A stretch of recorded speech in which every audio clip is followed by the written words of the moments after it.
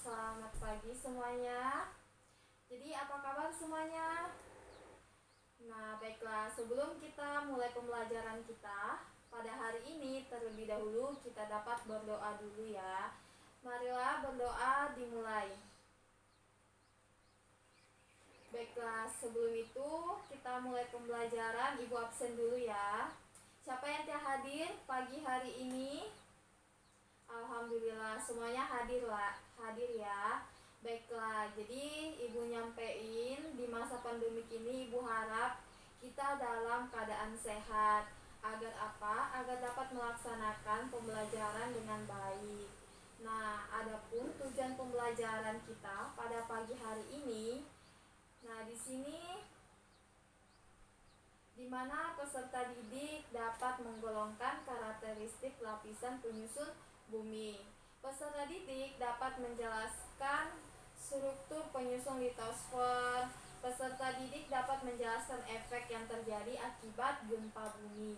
Peserta didik dapat mendeskripsikan material yang dikeluarkan ketika erupsi gunung api. Peserta didik dapat menjelaskan tentang hidrotosfer. Nah, jadi pagi hari ini kita akan belajar tentang apa anak-anak? Tentang lapisan bumi atau struktur bumi dan dinamikanya. Nah, sebelum itu ibu akan ada yang tahu apa itu lapisan bumi? Atau sudah ada yang belajar buka bukunya? Atau sudah lupa? Baiklah, jadi seringkali mungkin kalian pernah dengar bahwa kita ini berada di bumi. Nah, sekarang kita sebagai manusia, kita ini berada di mana? Jelas kita berada di bumi.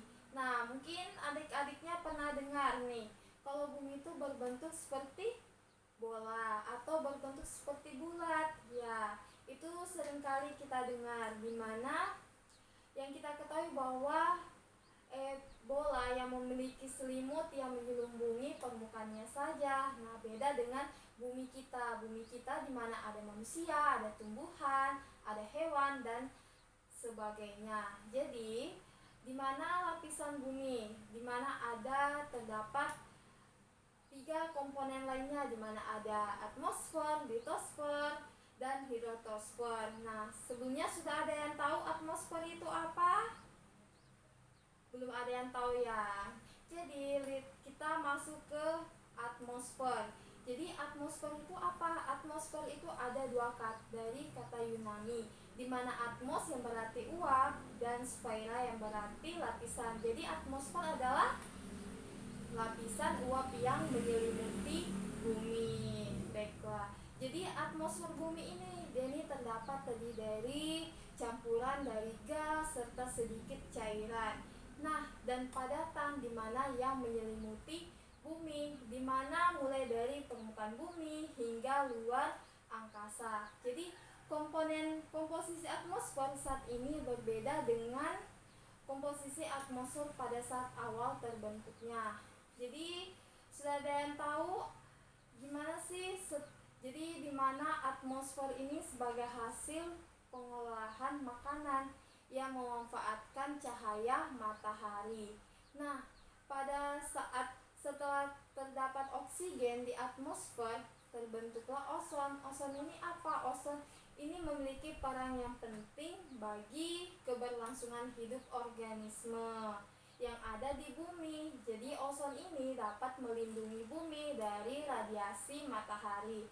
Nah, itu yang sangat berbahaya bagi organisme di bumi. Jadi ozon juga melindungi tumbuhan hijau, di mana sehingga dapat berkembang dan menghasilkan lebih banyak oksigen. Nah, sampai saat ini berbagai organisme yang hidup di bumi sangat bergantung dengan banyaknya oksigen di atmosfer. Nah, selain itu di atmosfer terdapat lapisan atmosfer. Ada yang tahu apa saja? Nah, di mana ada stratosfer, mesosfer, termosfer, dan ekososfer. Nah, pada stratosfer mungkin ada yang pernah lihat di mana seorang manusia atau kita pernah berjalan di jalan di saat hujan menggunakan payung. Nah, itu disebut apa? Disebut aktivitas makhluk hidup di bumi. Nah, termasuk kita manusia. Jelas? Yang sedang, misalnya nih, adik-adiknya sedang tidur, belajar, bermain, dan lain-lain. Nah, itu berada pada lapisan, itu disebut pada lapisan stratosfer. Stratosfer ini merupakan apa sih, Kak? Jadi, stratosfer ini merupakan lapisan atmosfer yang berada di bagian paling bawah. Nah, ketinggian stratosfer terhitung mulai dari permukaan laut 0 km hingga 10 km di atas permukaan laut. Nah, jadi sebagian besar stratosfer terbentuk uap dan air di mana dan 75% di atas gas atau gas-gas atmosfer. Jadi stratosfer ini merupakan tempat berlangsungnya sistem bumi seperti hujan, angin, salju, dan awan. Nah, itu yang sering terjadi di kota kita seperti hujan, angin, salju biasa terjadi di luar negeri. Nah, kalau pada stratosfer nih, pernah tidak lihat pesawat di udara? Kemungkinan seperti kita berada di Tarakan. Mungkin ada yang pernah nih ketika saat ke bandara ada pesawat yang mau melintas ke udara, pasti ada yang lihat masyarakat terkadang singgah untuk melihat pesawatnya terbang. Nah, itu pesawat yang melintas di udara, misalnya kita perhatikan pesawat yang melintas, ternyata pesawat tersebut terlihat terbang di atas awan, namun sebenarnya tidak. Jadi pesawat tersebut berada di lapisan stratosfer. Nah, jadi stratosfer ini dimana memiliki ketinggian antara 10 sampai 50 km. Nah, jadi dia memiliki lapisan stratosfer memiliki sedikit awan namun tidak ada aktivitas cuaca, sehingga apa? Sehingga tidak mengganggu penerbangan. Jadi seperti itu ya. Nah, terus kalau pada termosfer, Kak.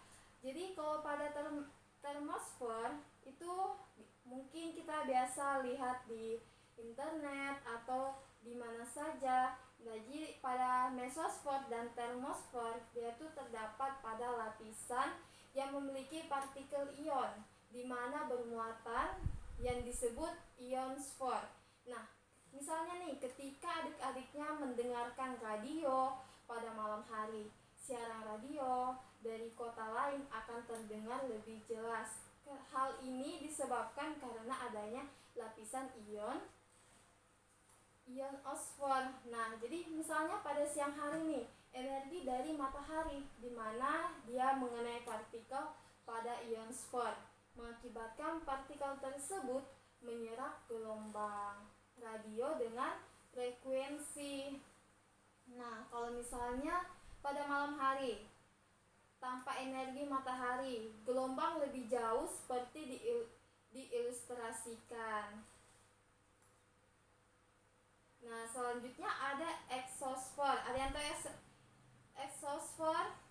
Nah, misalnya nih, mungkin sebelumnya ada yang melihat video atau film tentang penjajahan luar angkasa. Mungkin ada yang pernah nonton.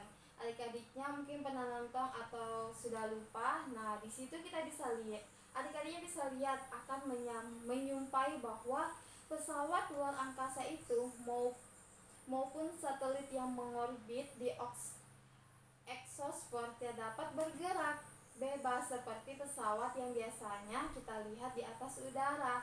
Kenapa? Hal ini disebabkan oleh exosfer di mana memiliki sedikit molekul sehingga gaya tekanan udara sangat rendah. Jadi gaya tekanan udaranya itu sangat rendah, di mana mengakibatkan sayap dari pesawat luar angkasa tidak berfungsi. Nah, pergerakannya dari satelit atau pesawat luar angkasa tersebut tergantung pada mesin pendorongnya. Jadi, pesawat luar angkasa tidak bisa terbang seperti pesawat-pesawat yang biasanya kita lihat di atas udara.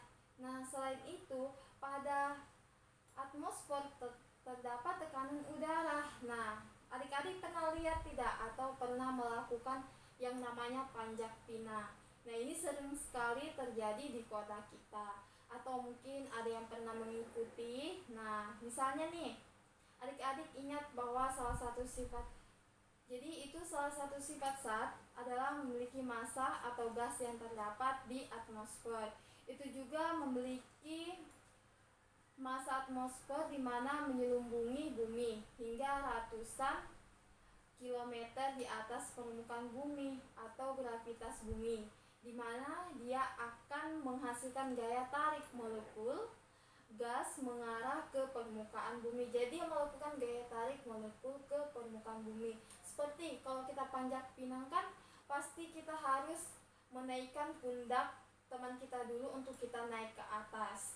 Jadi seperti itu ya. Nah, selanjutnya adapun suhu di atmosfer. Seperti yang kita ketahui bahwa suhu di atmosfer di mana matahari merupakan sumber energi. Nah, di galaksi Bima Sakti energi matahari dipancarkan dengan cahaya radiasi ke seluruh sistem galaksi Bima Sakti. Nah, jadi sebelum mencapai permukaan bumi, radiasi energi matahari akan melewati atmosfer. Jadi, oleh atmosfer, sebagian energi matahari akan diserap dalam bentuk kalor atau panas. Nah, jadi terus terdapat lapisan mesosfer di mana memiliki karakteristik seperti stratosfer, di mana semakin tinggi maka temperaturnya semakin rendah. Nah, terus terdapat pada lapisan ozon yang sudah Ibu jelaskan tadi. Yang pertama, di mana lapisan ozon terdapat pada stratosfer pada ketinggian 18 sampai 54 km. Nah, ozon tersusun atas oksigen sebagian besar dasar, di mana oksigen yang kita hirup memiliki 2 atom oksigen tiap molekulnya. Jadi ketika kita menghirup oksigen, pasti kita merasakan. Nah, di situ ada pada permukaan bumi atau pada kenyataannya. Jadi jumlah radiasi ultraviolet yang sampai ke permukaan bumi hanya memiliki 1% saja, karena 99% ada radiasi ultraviolet diserap oleh lapisan ozon. Nah, selanjutnya kita masuk ke litosfer. Nah, mungkin sudah ada yang tahu litosfer seperti apa? Ya, belum ya. Jadi litosfer itu juga berasal dari bahasa Yunani, di mana litos itu batuan dan sfera itu adalah lapisan. Jadi litosfer jadi litosfer itu merupakan lapisan batuan yang ada di bumi. Jadi litosfer itu adalah lapisan yang berada di bumi dalam pengertian luas. Jadi litosfer ini diartikan sebagai seluruh bagian padat bumi termasuk intinya. Jadi struktur padat bumi terdiri atas kerak bumi, mantel, dan inti bumi. Jadi masing-masing struktur pada bumi tersebut dibedakan lagi menjadi memiliki bagiannya masing-masing. Seperti pada kerak bumi itu dibedakan menjadi kerak benua dan kerak samudra. Nah, selain itu di litosfer juga terdapat teori tektonik lempeng. Nah, ini tuh berdasarkan fakta atau seorang ahli meteorologi asal Jerman bernama Alfred Wegener mengajukan sebuah teori di mana yang dikenal dengan teori pergerakan benua. Dalam teorinya, Wegener menjelaskan bahwa zaman dahulu semua benua di bumi menyatu membentuk sebuah daratan yang sangat luas. Nah, jadi di mana terdapat sebuah, misalnya nih, jika benua pernah menyatu, maka bebatuan yang menyusun benua tersebut akan memiliki kesamaan. Misalnya struktur bebatuan pegunungan Appalachian di Amerika Serikat, di situ dia memiliki kesamaan dengan batuan di Grand dan Eropa Barat. Nah, terus terdapat teori tektonik lempeng. Nah, misalnya nih, adik-adik mungkin pernah melakukan, misalnya kalian memanas air. Nah, ketika airnya mendidih akan muncullah uapan untuk naik ke atas permukaan. Nah, jadi itu ketika air dipanaskan maka akan di dasar panci akan berubah menjadi uapan air atau gelembung. Nah, terus di litosfer juga terdapat namanya gempa bumi dan gunung berapi. Sudah ada yang pernah dengar gempa bumi? Nah, jelas kita pernah dengar, kita pernah merasakan, entah itu dalam guncangan yang kecil maupun besar. Pasti kita semua pernah merasakan yang namanya gempa bumi. Jadi di sini gempa bumi juga ada pergerakan lempeng di mana memberikan efek getaran. Nah, kita biasa kalau ada gempa bumi pasti kita merasakan getaran kan? Getaran yang sangat seperti mematahkan. Misalnya kalian ambil ranting terus dipatahkan, itu adalah getaran. Nah, jadi pada batuan pada lempeng dia mengalami perubahan bentuk atau deformasi secara perlahan dan jangka waktu tertentu. Nah, jadi getaran itu disebut getaran gempa bumi. Misalnya ketika lempeng patah menjadi dua bagian, maka masing-masing bagian akan bergerak menjauh. Daerah lempeng yang patah tersebut dinamakan fault atau patahan sesar. Nah, sesar yang terjadi dapat dibedakan menjadi beberapa jenis tergantung pada bagian sebuah gaya bekerja pada lempeng. Jadi itu adalah disebut dengan lempeng.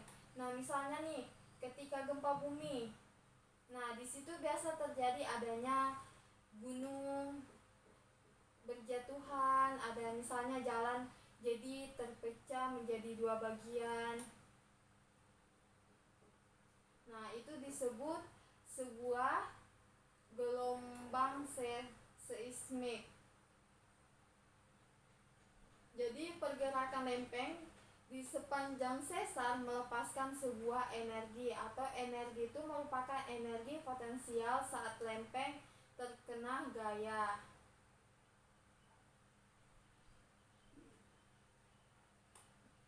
Nah, terus pernah terjadi tsunami. Nah, seperti yang kemarin terjadi, ini terjadinya tsunami di biasa kita lihat di TV-TV. Nah, adanya tsunami di mana terlebih dahulu kita harus mencari tempat atau celahan diciptakan oleh gempa bawah laut atau tersiap dalam air sampai pada tetes permukaan laut. Nah, itu yang terjadi pada gempa. Jadi di permukaan laut atau penurunan pada permukaan laut atau gelombang raksasa. Nah, selain itu juga kita biasa melihat saat gempa bumi. Jadi sebelum terjadi gempa bumi ini kan merupakan salah satu bencana yang dapat terjadi setiap saat. Pasti akan kita rasakan. Nah, ada kalanya gempa datang di saat misalnya kita di sekolah nih.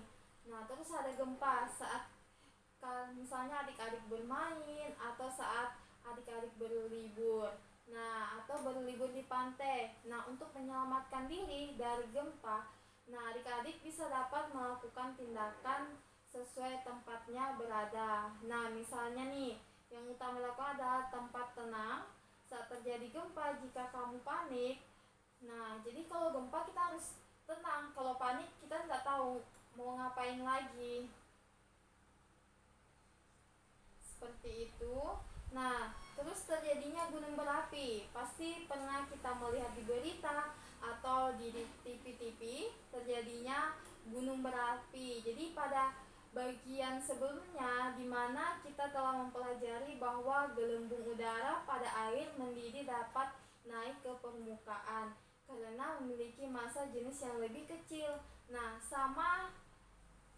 di sini sama halnya dengan air mendidih. Nah, dengan adanya gunung berapi, jadi batuan cair atau magma juga bergerak di sekitarannya. Naiknya magma ke permukaan menjadi erupsi. Erupsi terjadi pada gunung berapi.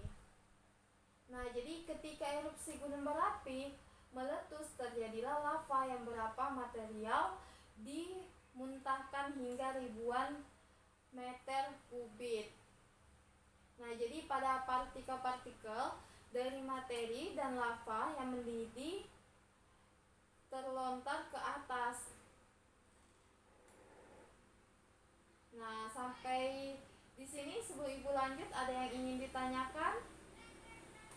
Nah, seperti letusan gunung berapi nih, memiliki daya penghancur yang sangat besar pastinya, di mana material berbahaya seperti lahar dan abu vulkanik di mana dapat merusak segala sesuatu yang dilewatinya, atau lava pijar yang keluar saat erupsi juga dapat menyebabkan hutan di sekitaran gunung terbakar. Nah, selanjutnya kita masuk kepada heterotosfer. Sudah ada yang pernah dengar heterotosfer itu apa? Jadi, di mana heterotosfer ini berasal dari dua kata Yunani, di mana berasal dari hidros yang artinya air dan sfera yang berarti selimut. Jadi, heterotosfer adalah merupakan lapisan yang menyelimuti bumi.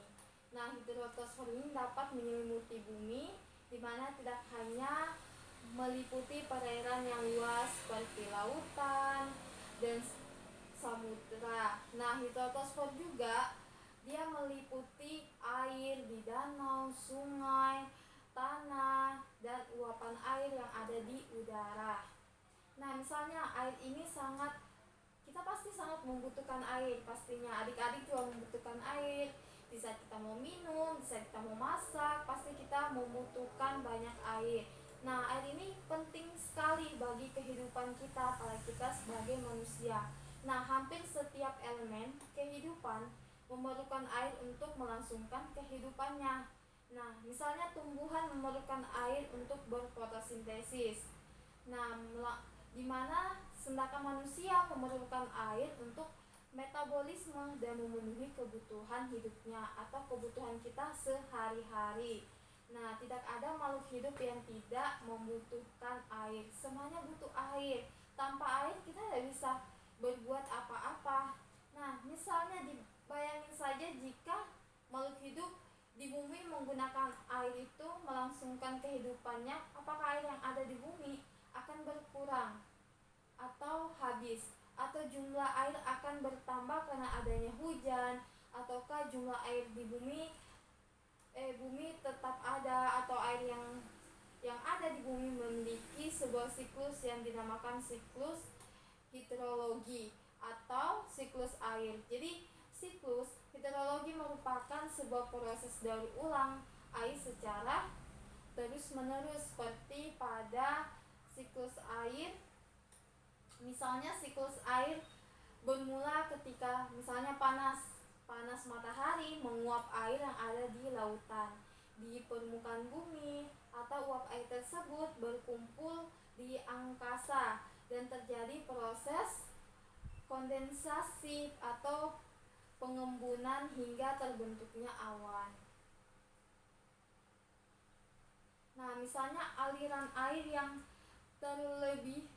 berlebihan hingga menguap ke daratan, seperti disebut dengan banjir. Nah, sering terjadi banjir seperti di kota Tarakan ini, pasti adik-adik sering lihat adanya banjir. Nah, banjir ini berasal dari luapan atau penyimpanan air, baik itu danau, waduk, maupun sungai yang tidak mampu menampung jumlah air yang banyak, apalagi di kota kita ini kita dikelilingi oleh lautan.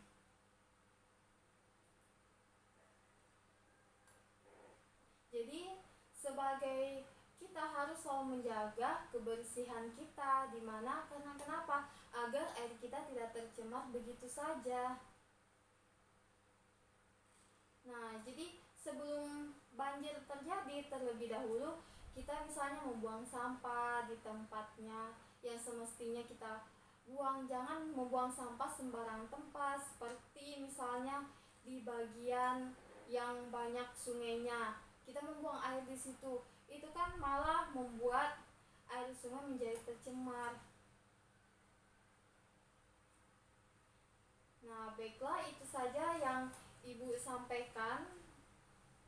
Sebelumnya ada yang ingin ditanyakan kepada adik-adiknya semua? Baiklah, sudah mengerti ya. Nah, sebelumnya itu tadi yang dapat kita pelajari, adanya lapisan bumi, adanya atmosfer, litosfer, dan hidrotosfer, di mana terdapat gempa bumi, gunung berapi. Jadi adik-adik bisa belajar lagi.